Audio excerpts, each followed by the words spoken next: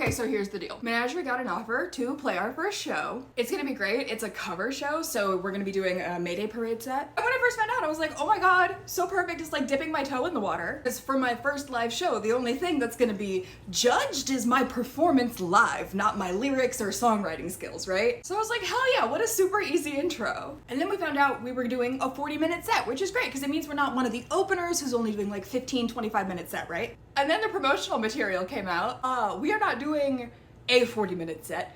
We are doing the only set. As of right now, we are headlining our very first show. And also as of right now, there's no openers. So the pressure has altered slightly. So we're gonna document this as we prepare so that I don't go insane. Because documenting will force me to show my work, which means that I will be doing the work. And boy howdy, is there work to be done! We are a two-piece band.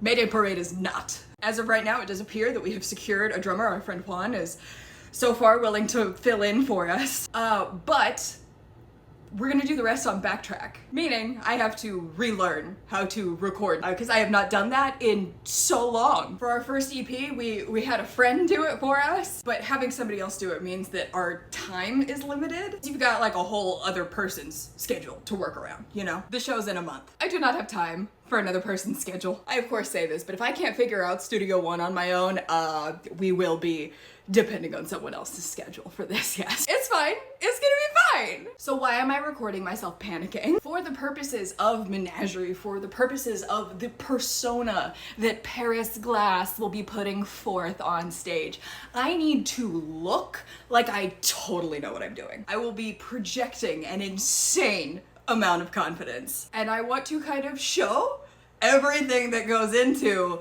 projecting that kind of confidence, because getting there is gonna require about 4 weeks of panic. In all actuality, this is in fact my first ever live concert. However, it is not the first time I've been on a stage, nor is it the first time I have performed on a stage, nor is it the first time I have sang on a stage. I have just enough prior experience to know that I am physically capable of pulling this off. But getting to the point of stone cold bitch with rock solid confidence takes time. Also, rest assured, if this video is seeing the light of day, that means it's not gonna end with me crashing and burning, okay? I'm not gonna give you like a 30-minute video of like, all right, rooting for Paris, and then it's just like a complete disaster at the end, okay? Hello, today is the 6th. I've got some printed hard copies of lyrics because apparently I'm an old man. I can't do digital notes and edits, guys. I gotta write it down. Now, should I have been dividing up the vocal lines for everything? Because most of their songs have 2 singers on them. The thing is, I don't play an instrument. Well, I mean, I do. It's just not one that we'll be bringing on stage.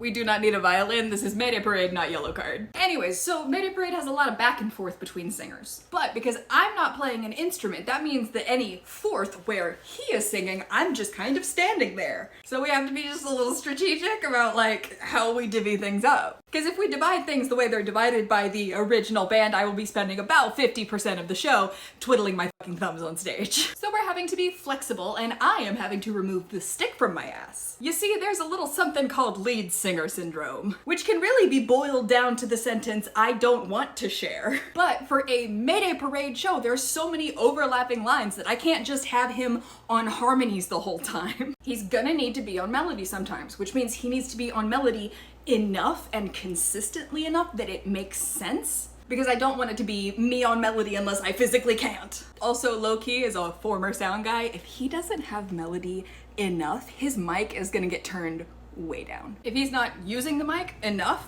the sound guy's gonna make it take a nap, which would be no bueno because I am already the stronger and much, much, much louder singer. So we need to be writing in enough melody for him that the sound guy keeps his mic hot. Also, low-key, take it from a former sound guy, we are all such judgmental bitches. You ever been to a live show where you can't hear the singer at all? Yeah, that's a choice. Every once in a while it will be either a technical or a skill issue.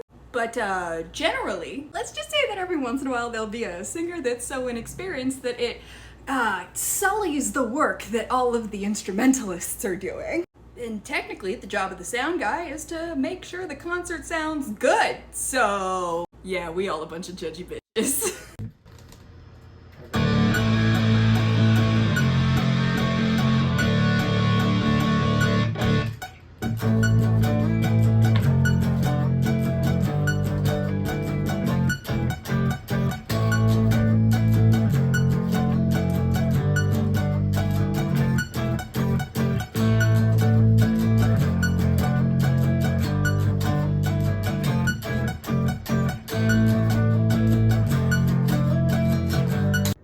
So I can only think of one way to like prove to you that everything's working, right? And I know I don't need to prove anything to you, but I want to show off a little bit.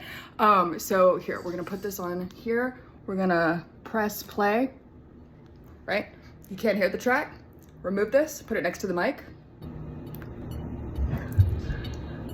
As kids in love, bitch, we got in-ears. Okay, so updates, the show is tomorrow. Also, I'm quitting my job on Monday, which I'm like straight up giddy about, but it's not the point. On the merch side of things, we've got our community resource zines, but we've also got our wildflower zines. So when people buy the salt shakers full of wildflower seeds, they'll actually know what it is they're getting. But y'all, so much has happened. For starters, I just recently went viral exposing Spencer Trinidad from House Parties. There's like over half a decade worth of beef there, by the way. And he has a history of showing up to his ops fucking shows. I wish a motherfucker would. Because the other update I have, we've got a couple practices in the bag now, and dude, I'm so much more confident. Still a wee bit terrified that I'm gonna choke as soon as there's a bunch of eyes on me. But again, this isn't the first time I've been on a stage. It's not the first time I've been in the spotlight. And usually, historically, what happens is I completely black out and do great. It is an out-of-body experience every time. Trauma! But yeah, apparently once my stress levels reach a certain point, I just fully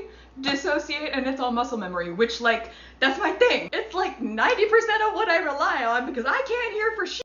But yeah, I think between my history of dissociation and the pre-show shot I'll be taking, I'm gonna be okay. And if I crash and burn, it's lore. I'm doing it for the plot because now suddenly I'm the underdog. But yeah, I'm a little worried about like technical difficulties because I'm in charge of the rack and like the software that we're using. But in terms of my vocal performance, I'm feeling good. Show's tomorrow, so brace for impact. Y'all, the show went so unbelievably well. Everything basically went off like without a hitch. The only technical difficulty we really had was I kept accidentally unplugging my in-ear monitors from the little pack. A ton of people showed up, which was so great. We ended up running out of community resource zines and we sold half of our wildflower seeds. And also, yeah, we finished the zine for that too. Didn't end up having enough time to make it as cute as I wanted to, but it works. Gave out a bunch of stickers, had a great time. We already got another offer, so we have a show already lined up for October. Anyways, enjoy the following.